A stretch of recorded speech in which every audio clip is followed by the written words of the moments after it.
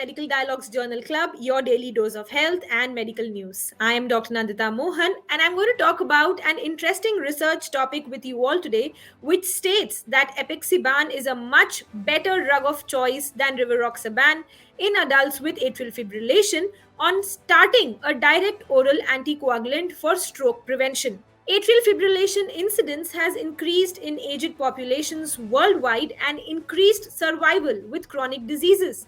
United States alone reported at least 3 to 6 million people have atrial fibrillation, and the numbers are projected to reach 6 to 16 million by 2050 approximately. While in Europe, the prevalence of atrial fibrillation in 2010 was 9 million among individuals older than 55 years and is expected to reach 14 million by 2060. It is estimated that by 2050, atrial fibrillation will be diagnosed at least in 72 million individuals in Asia, approximately 3 million with atrial fibrillation related strokes. Two studies published in the JAMA network have supported the use of Apixaban in atrial fibrillation. As per the reports, Rivaroxaban had greater risks of a range of adverse outcomes, including major ischemic and hemorrhagic events, compared with those started on Apixaban. The retrospective cohort study included close to 6 lakh patients 65 years or older enrolled with the condition. They reported an adjusted incidence of major ischemic or hemorrhagic events was 16.1 per 1,000 persons years for Rivaroxaban versus 13.4 for Apixaban, a difference that was statistically significant. Researchers are suggesting their patients to switch from Apixaban to Rivaroxaban despite increasing evidence that Apixaban carries a lower risk of bleeding. However, the choice of one direct oral anticoagulant over another comes down to clinical preference, local practices, and even insurance coverage. The reason that presumably the costs for the insurer have been much better for Rivaroxaban than Apixaban, and it entirely relies on doctor's choice of drug.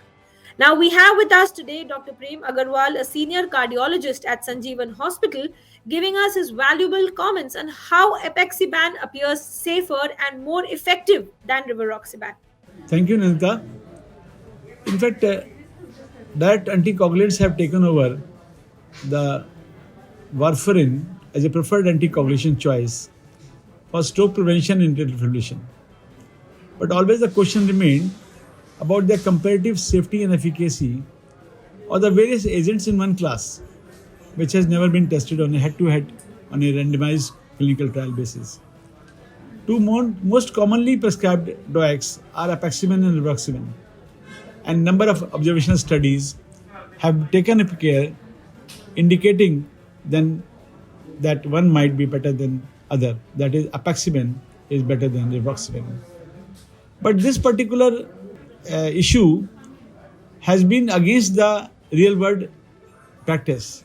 The real world practice is that the more and more patients are being transferred to Rivaroxaban because of the financial considerations. Because Rivaroxaban is cheaper than Apixaban, and the choice is mainly based upon the cost.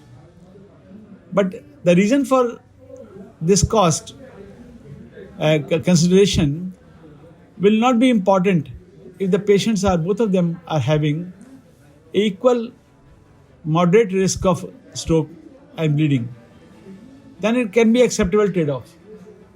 But if a patient is on high risk of bleeding, that is a previous history of GI bleeds or a high risk of stroke, then it may not be a better trade-off.